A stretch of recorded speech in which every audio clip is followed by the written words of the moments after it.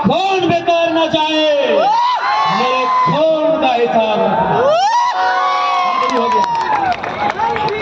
झारखंड की गलियों से एक आवाज आया है, झारखंड की गलियों से एक आवाज आया है, उठो नौजवानों, फिर से इनकलाब आया। उठो नौजवानों, फिर से इनकलाब आया।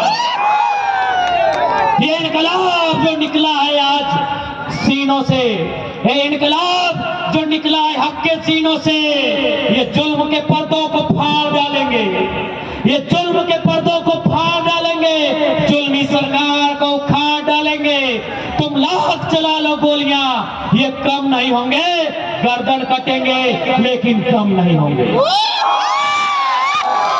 झारखंड की गलियों से एक आवाज आया है, उठो नौजवानों, फिर से इनकलाब आया है, इनकलाब आया है, इनकलाब।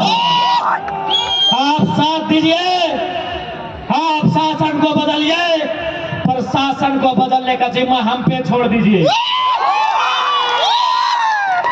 अभी चर्चा होता है रांची की गलियों में, किसान सुनते हैं ये लड़का कुछ भी नहीं है, तो बोलता है ए वीडियो एडीसी एसीओ, ये लोग बन जाएगा तो क्या करेगा सर?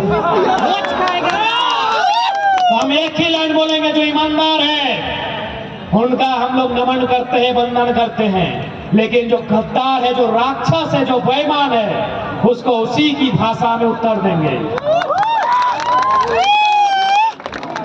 तो आज आप आए, इसके लिए